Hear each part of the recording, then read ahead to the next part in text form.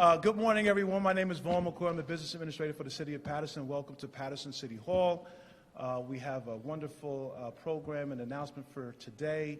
I don't know if you all watched the debates last night, but they spent a lot of time talking about opioids because it is a national issue, and it's not just a law enforcement issue. We believe it's a health issue as well and a public safety issue. And so we are gratified that the Attorney General is here, the prosecutor is here, the mayor is here to talk about, a program and a grant that will help all of us to deal with some of the issues in our community with regard to opioids. And if you've been living in this planet, I think all of us in some way, shape, or form has been touched by the opioid, epidemic, whether personally, professionally, a family member, a colleague, a coworker, a friend, a neighbor. This thing doesn't discriminate, and we shouldn't either in our approach in how to solve this problem. So I want to thank you all for coming, and I'm going to turn it over to the great mayor of the city of Paterson, Mayor Andre Sayegh. Thank you, Mr. PA. Thank you. So Paterson's fire department is featured on A&E's live rescue program. And a few weeks back, within a 2-hour time frame, under the leadership of our fire chief, Brian McDermott, and our public safety director, Jerry Spezial, on television, Narcan had to be administered 12 times within that 2-hour time span on the program. We have a serious situation, right, Assemblyman, in the city of Paterson, Senator? Very serious situation. And that hit home because that was on live television, demonstrating what we're up against. But the gentleman to my left and the young lady to my right proved that this is something positive for Paterson and that we're not alone. Thank you, Ritzy, coming over from the Ritzy Morales from the Congressman's office, Congressman Pasquale. We're not alone in this, and that we, like I stated before, are taking this very seriously as far as our opioid epidemic is concerned. And in the past, we may have been a city of silos, but now we're going to create synergy and align our efforts under this common banner. And we want to thank Kevin Slavin from St. Joe's Hospital for joining us, because he's a part of that synergy to assist in our efforts with this opioid epidemic and creating a rapid response team. So without any further ado, I want to present to you, and we're proud to have you here with us, our Attorney General, Gurbir Grewal. Thank you, sir.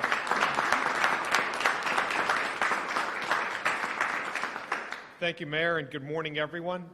We're here today to announce a new collaborative approach to push back against the opioid epidemic, an epidemic that has ensnared far too many lives in an endless cycle of drug arrest, overdose, and Narcan save, a cycle that has also claimed far too many lives.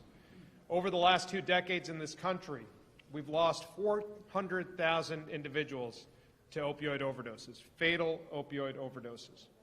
In New Jersey alone, over the last 5 years, we've lost 10,000 people. Again, the majority of those individuals to opioids. Right here in Passaic County, we lost 196 individuals to drug overdoses last year. But even those numbers don't begin to paint the full picture of this epidemic. Last year, nearly 2,000 individuals were arrested here in Paterson on drug charges, many of them trying desperately to fuel their habits, not so much to get high, but to avoid the consequences of withdrawal, to avoid becoming sick. There were last year about 768 naloxone administrations in this county by law enforcement and EMS personnel. Those actions saved countless lives. But again, even those numbers understate the scope of this problem because they don't capture the Narcan administrations done by family and friends in homes. They don't capture the Narcan administrations that were done in the ER setting. And here's one final sobering statistic. There are nearly 2 million estimated individuals who are suffering from opioid addiction right now in this country, including many New Jerseyans. So clearly, our traditional approach to this epidemic has not been working. And that's why at the Attorney General's office nearly 21 months ago, we tried to come up with a new approach, an innovative approach that, as the mayor said, treats this crisis for what it is. Not a law enforcement issue, but rather a public health crisis. Our approach, therefore, leverages all the resources of our office and focuses on three things: prevention, treatment, and enforcement. We're focusing on prevention by informing everyone, from high school students to student athletes to patients, about the dangers of opioids and about alternatives to opioids. We're focusing on enforcement by holding those who are fueling this epidemic accountable, regardless of whether they operate in a boardroom, in an exam room, or on a street corner. And importantly, we're focusing on treatment. We're emphasizing treatment by getting those who are suffering from the disease of addiction the help that they need. And that's the focus of today's announcement. We're here today to announce that Paterson is one of 5 cities in New Jersey receiving a $150,000 grant from us to establish opioid response teams, or ORTs. Each ORT in this state is comprised of at least 1 police officer, at least 1 EMS specialist, and at least 1 substance abuse recovery advocate. The goal of these response teams is to develop partnerships across different agencies and different specialties to position law enforcement as a gateway to recovery programs and to reduce opioid abuse and overdose deaths. In Paterson, that'll mean having the police department work with the Department of Health, the fire department, St. Joseph's Hospital, and Eva's Village to establish highly trained, on-call 24/7 teams that can be deployed to overdose scenes across this city, to speak to those revived with Narcan, to speak to those given a second chance at life, to refer them to recovery programs, and to link them to the care and the support that they need. You see, if we're really going to tackle this epidemic, if we're truly going to push back this epidemic, we can't sit back. We need to be persistent. We need to be collaborative, as we are this morning. We need to be proactive. And we need to find people before it's too late. And that's why, in addition to responding to overdose scenes, our ORTs will also engage in outreach campaigns, campaigns aimed at diverting the most at-risk individuals into treatment before an overdose occurs. I'm incredibly excited to see what ORTs in Paterson will achieve. And I want to take a moment to thank the mayor for his tremendous dedication and support of this program, for his leadership. I want to thank Director Spezial and Chief Oswald for their leadership, and our partner in this effort, Prosecutor Valdez, for her leadership, and for working across our silos, for breaking down silos and developing these partnerships to implement new solutions. And I'd be remiss if I didn't thank the Congressman and his office for finding an additional $600,000 to support these efforts in this city. Together, we will make a difference. Together, we will save lives. Together, we will push back this epidemic, not just in Paterson, not just in Passaic, but also in this state. Thank you.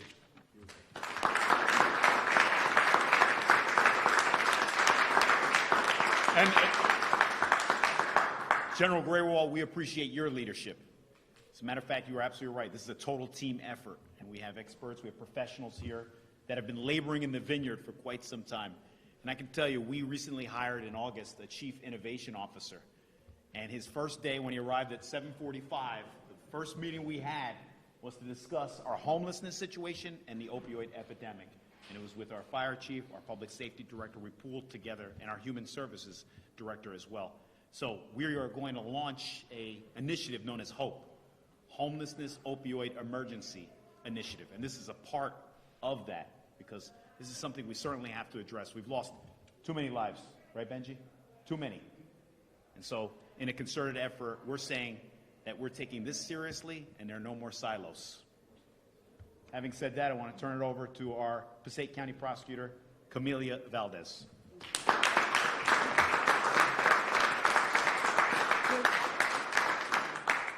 Good morning, everyone. I want to thank all of the partners that are assembled. We have been working collaboratively on this issue and so many of the issues that are affecting Paterson. But I would like to take a moment to acknowledge and thank the Attorney General for his presence here and for his financial commitment. We are working together daily. We share information. We work together. Everything that happens in the city, there is not one partner here that we are not on the phone talking to one another. But the financial commitment that the Attorney General has shown is something that is worthy of recognition. Thank you, General. And we're going to continue having these conversations, not only locally, but with our state partners and our federal partners as well. I know I will be asked that how are we doing in Paterson, so I want to take a moment to just talk to you about some of the numbers that our office is collecting. Now, the general mentioned some numbers, and that captures EMS personnel as well. I'm only going to speak to you from the law enforcement side. So from January 1st, 2019 to September 16, 2019, we have seen 20 fatal overdose deaths in Paterson. And the good news is that we are down from the same time period in 2018. We had 42 overdose deaths. And while that is good news, as the general mentioned, we should not rest on our laurels. We know that because of our efforts, because of the Narcan deployments, the numbers in terms of fatal overdoses are better, but that doesn't mean that we don't have much work to do. So I wanted to share that number with you, and in terms of deployments for the same time period, we're holding steady at 75.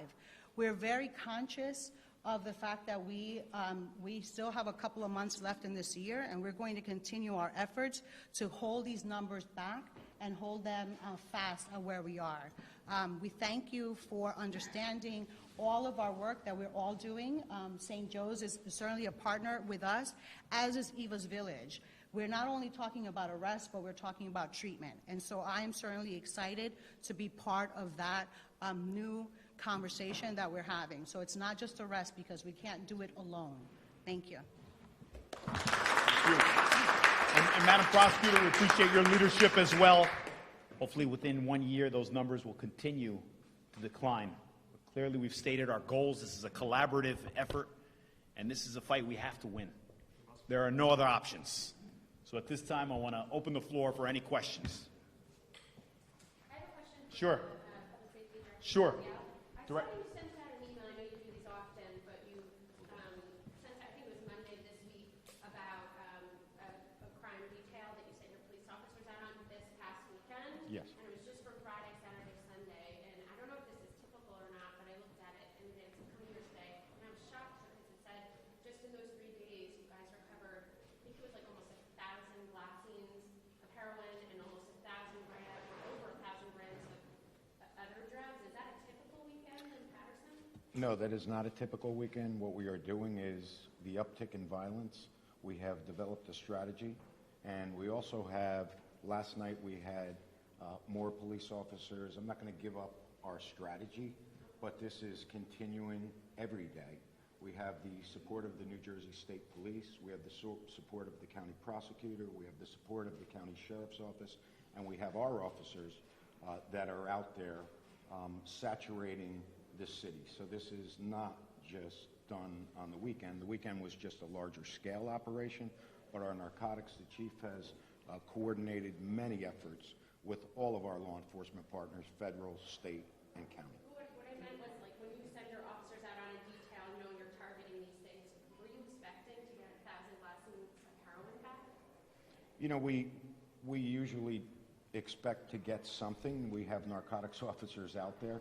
What that number may be, it could be more, it could be less. They are out there looking at empirical data and looking at the hot spots and know where to go to continue to quell that, and that's exactly how they're operating. I have a question for... Police officers to continue to do their job, and since representatives are here from the state, is there something the state can help you to maybe boost the numbers of cops that are on the street on a daily basis? Just so you know, the state is already helping us.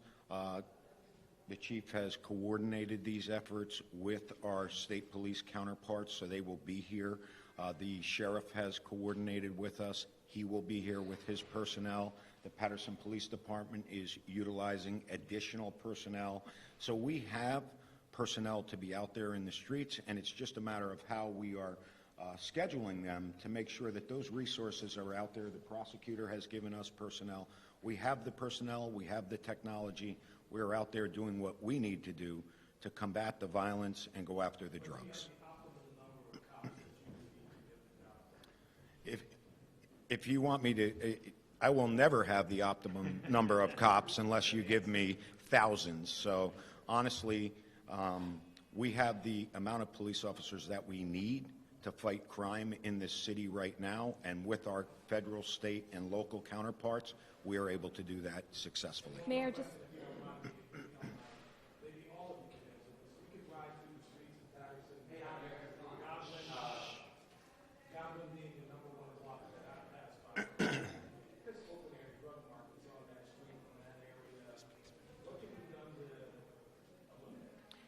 You know, like I said, narcotics is out there continuously. The chief has just beefed up the narcotics unit. We have the support of our state, local, and federal counterparts there out there. But there's also displacement. Let's be realistic about it. So we go out, we hit a block, sometimes we displace them, but we are doing everything we can to combat the narcotics epidemic that we face in this city. Mayor, I just have a question. Mayor, So I'll take both, right? I mentioned prevention, treatment, and enforcement. So on low-level drug offenders who are coming to Paterson and to fuel their habits and like I mentioned earlier, to avoid the symptoms of withdrawal, they're coming not just from Passaic County, they're coming from all over this state. And so what we did last year and we have been doing is our Operation Helping Hand Initiative, which is funding a program here in Paterson where we worked with the prosecutor and provided $100,000 to take those low-level offenders at the time of arrest and divert them to treatment. That's how we're focusing on the open-air drug markets, by curtailing the demand, by getting those who are fueling their habits here into treatment. That's one part of it. To answer your question about open-air drug markets, it's not like on TV, right? This is not like The Wire where people are just walking around and selling drugs in plain sight. This is happening, people are coming out of cars, going into bodegas. Those cases have to be made. So we're taking the intel from our Operation Helping Hand, working together and dismantling the rings that are behind this distribution of drugs in the city. In August, we worked with the chief, we worked with our federal partners, we worked with the ATF, the DEA, and we took down a blood set here in Paterson and took 25,000, not 1,000, 25,000 glassine envelopes of heroin, plus raw fentanyl and heroin off the streets. So a lot of that is happening in close partnership with the director, the chief, the prosecutor, other law enforcement agencies. So it's an all-hands-on-deck approach. It's prevention, it's the treatment we're talking about today, and the enforcement that we're talking about today as well. Mayor, I have a question for you about... Before you get to your question, I do want to dovetail on what Okay. the general was saying, what our director was saying. To your question earlier, just to put everything into perspective, and I appreciate the leadership of our police chief, Troy Oswald, and our public safety director, Jerry Spezial. Since taking office in July of 2018, we have confiscated, because it's beyond drugs, there are guns on our streets. We've confiscated 198. So during this weekend, they were able to seize 5 guns from the streets. And our public safety director has estimated that we've confiscated 4,000 pounds of drugs since 2018 of last year. And our fire chief will tell you, as far as the opioid epidemic is concerned, since January of this year, we have administered Narcan 218 times. And I told you within that time frame at the live rescue program, it was 12 times. So you can see how much of an epidemic this is for us in the city. I'm sorry. Thanks for being so patient. Oh, I'm sorry. Anthony Johnson, 1 second. Police officers. No. Police officers. We have budgeted for the police officers. It's just a matter of finding qualified candidates on a civil service list. So to his credit, the director has gone to the state and made the case that we need a new list. I met with our... Please. Just so you understand what we're dealing with, we had 150 applicants. Out of those 150 applicants, 56 showed up. Out of those 56, 18 came back. Out of those 18, we have to start backgrounds. You know what we're going to end up with? We're at the end of a 3-year list. So what we did is we had our assembly people have met with the Commissioner of Civil Service, came up, we sat down. We are hoping to get the Paterson list early so that we get a brand new list and we're able to stagger academies and get 100 police officers at one shot and infuse it into the city of Paterson. That's what our plan is. Thank you, Director. And Okay. don't forget, we lost 7 officers who disgraced the uniform as well due to self-policing. So, Mayor, I have a question for you. You waited so patiently. I'm so did. sorry. Kieran with CBS Not that Channel I don't 2. watch Channel 2. I do like Channel 2. Okay, great. So my question is about violent crimes and the uptick Right, in that. right. And can we talk today about how what you're saying about the opioid issue here in Paterson is related to the uptick in violent crimes? we believe that there is a correlation, obviously, because, and I can't say definitively because correlation doesn't always imply causation, but yes, there are drug-infested areas, like the director said. There are hotspots. We're focused on those hotspots. The business administrator and I authorized a special operation group this weekend. It was very successful, and there's going to be more to come. So we're trying to draw in all of our partners on the federal, state, county level. But is it enough? I know this weekend, there were 30 arrests Right. made, and with this, crisis here, is it enough? We Are you have a doing lot enough? of work to do. We're doing, and we're taking this very seriously. We have 76 days left in this year. Not that we're counting, but we've got to make sure that the citizens of Paterson are safe. That's our top priority. But, I had read you had said that the special operations group that you have created, the problem is that it's in areas where maybe these crimes are not occurring. So is it really working? Yeah, Is it effective? actually what happened was, it was August 6th, right here, we announced that we were going to do more hotspot policing in these areas where we saw the violent crime. But what happened was, you talked about displacement, the crime started occurring in different areas at different hours. So we have to make adjustments. And what are those adjustments? So now we're really saturating these streets. And that's why you're starting to see more guns getting confiscated and more drugs. Can you be getting more seized. specific when you say No, saturated? I'm not going to delve too deeply into the details. I'm sorry, General. Just to add, Yes. do you want to finish your question, then I'll answer? I think he was going to say it was a 13-year-old Yeah, boy. But just dovetailing to what we were talking about with the opioid epidemic, dealing with violent crime is not a law enforcement issue alone. Certainly we play a huge part in controlling the streets and ensuring public safety and prosecuting those who we apprehend and holding them accountable.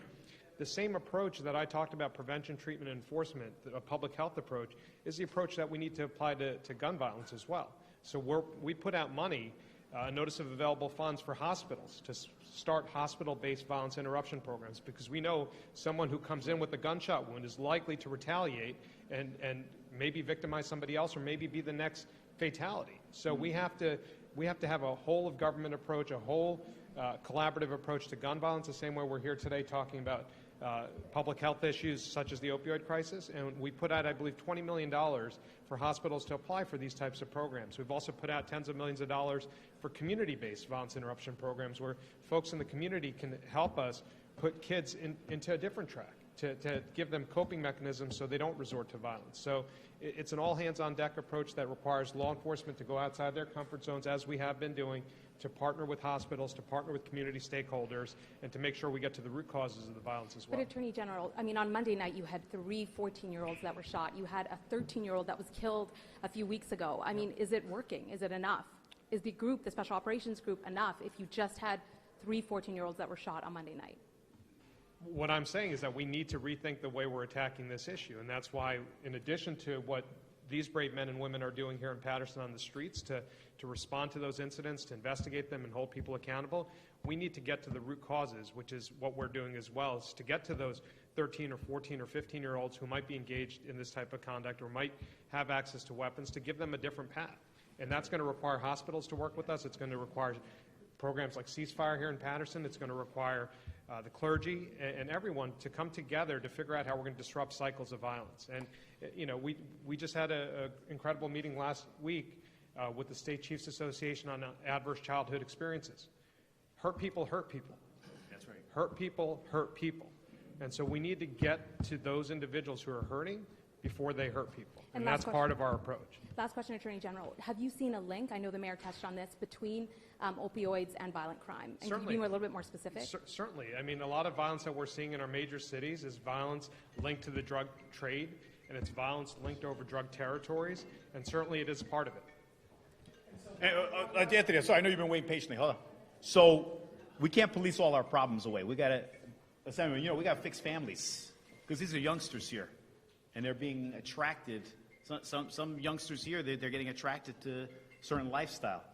So we have brought in the superintendent. We're discussing the educational element of this, because I've stated before, it's not just a law. You said it. It's not just a law enforcement issue.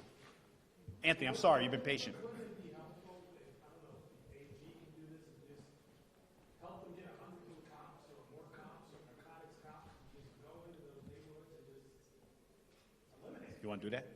And that's what we're doing, Anthony. No, but but what we're doing is that, the chief and the director have spoken to the colonel of the state police, and we're providing that force multiplier as we have done in other cities in this state. So that's being done. That operation that I talked about in August, where we worked with the chief and we worked with our county partners, that was a collaboration with our Division of Criminal Justice. So those partnerships and those collaborations are helping, and certainly we're surging and helping surge when violence peaks. And that's something that we've done in Trenton, that's something that we've done in Paterson, and whenever that need arises, our state police always steps up to help our local partners. You mentioned One or that two more questions, and then we need to wrap it up. these response teams have 3 people on them, right? At least. So there's a police officer, an EMS, and a... Social abuse. Yeah, social worker. Where do you get the substance abuse advocate from? Are they like a paid person with a specific organization, with the hospital? Who is Heather. that person? So Heather from EVA's is going to address that. Hi. So we have a team of certified peer recovery specialists, actually in a couple of locations. This is one of the things that EVA's model is designed to do, to not only provide the treatment, but to provide a lot of the structure and the connection that needs to happen pre-treatment. Because a big part of working with somebody who has struggled with addiction and getting them into treatment that can be successful is building trust. And so our certified peer recovery specialists, who we have in a very strong partnership with St. Joe's through our opioid overdose recovery program, as well as based in our Recovery Community Center, this is what they're trained to do. So we are, and they have lived experience, so they can connect with the person who is in the grips of that addiction, work with them, show them that there is a possibility for treatment and long-term recovery. So we are working closely with the city to see how we can partner on this initiative with this opioid response team to provide that resource. How many of these people are you going to have available? I mean, you guys said, what, like 12 or 13 Narcan deployments in, I don't know how long, an hour? 2 hours. In 2 hours. So, I mean, you're going to have, what, 12 people, Well, 24 hours a day? I mean, this is we're working on fleshing out the details of exactly how this will be structured, but this is something we're familiar with. Our opioid overdose recovery program is a 24/7 protocol. We are on call with the hospital. Anybody who is brought into the hospital with an overdose or who has identified as having a substance use disorder, our specialists deploy to them. We respond to close to 900 calls a year, so we're very familiar with the volume and at navigating those people through the resources that they need, including treatment, housing, shelter, clothing, food, et cetera. Mayor, I have one final question. You started the press conference by saying that this initiative is going to be taking place, these groups were going to be coming about because you saw it on television, that there was a lot of these overdoses. Why did it take... Well, no, seeing on it wasn't about television? television. I was just putting everything in perspective. I was just framing the issue. But you mentioned that it was on television, well, and that sort of brought this about. But 21-month I'm trying to tell strategy. you and everybody else how stark the situation is and how we pulled our partners together, but we need funding, and that's where the Attorney General comes in. And hold on one second. Here's a sneak preview. Next week we'll be back because we're going to be announcing even more money to address this epidemic. We'll be at St. Joe's Hospital with Kevin Slavin, although I don't know if you're going to be here, but someone will be there. This grant application was made 6 or 7 months Yes. ago, so it's not precipitated by... Things take time. Yeah. It's not like snapping your finger. Oh, no. Is that Jonathan Dienst? Oh, gosh. This guy scares me. Go ahead. But the question's for me. Mr.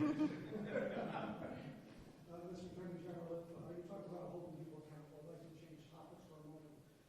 There was a letter from the mayor of Linden alleging corruption regarding the deputy Senate majority leader and the CECG in that letter. I was wondering if you had received that letter and what is your office plan to do about these corruption allegations? So I'll give you a stock response to that.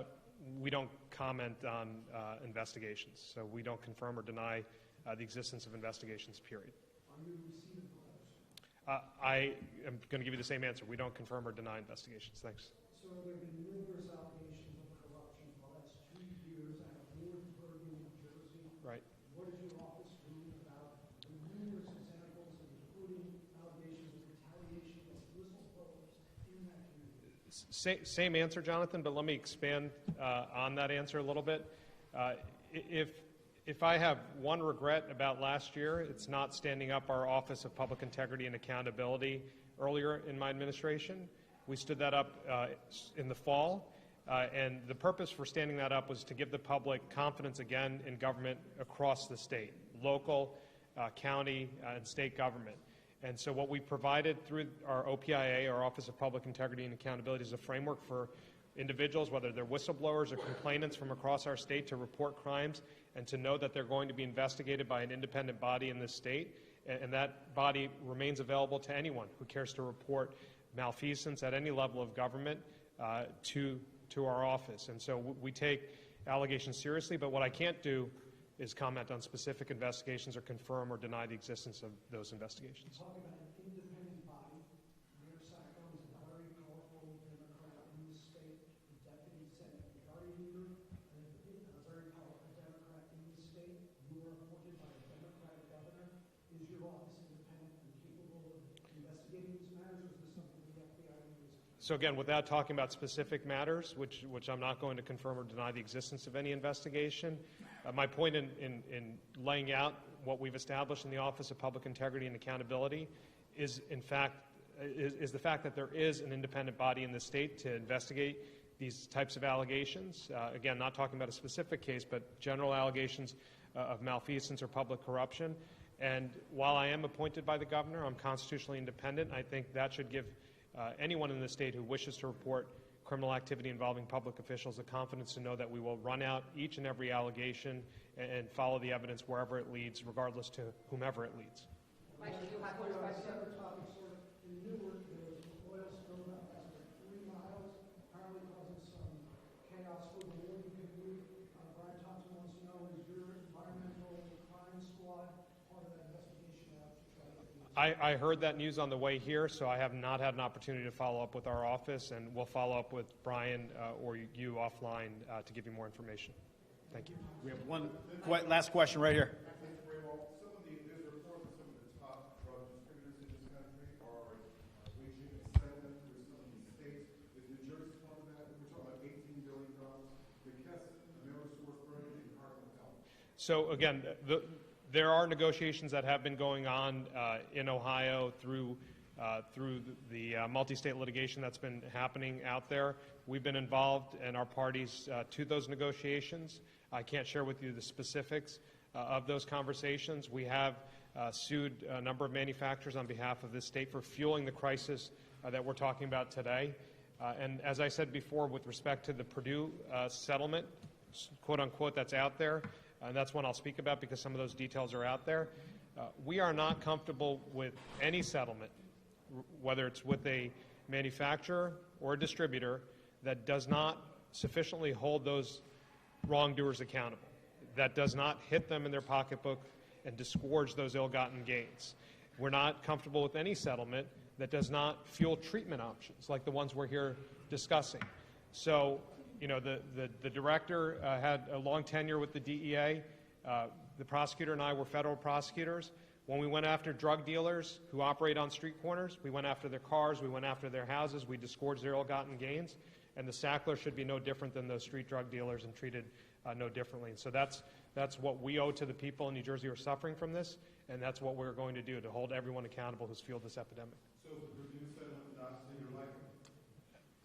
I mean, I don't think I can be more clear. The Purdue settlement that's been out there and discussed is not something that New Jersey is comfortable with at this point. But we continue to have conversations with those that we're in litigation with, but I can't share those details. Thank you, everybody. Lisa and I are around if you have other questions. Thank you. I want to thank our Attorney General, prosecutor, all of our partners. We're ready to hit the ground running. Thank you, Anthony.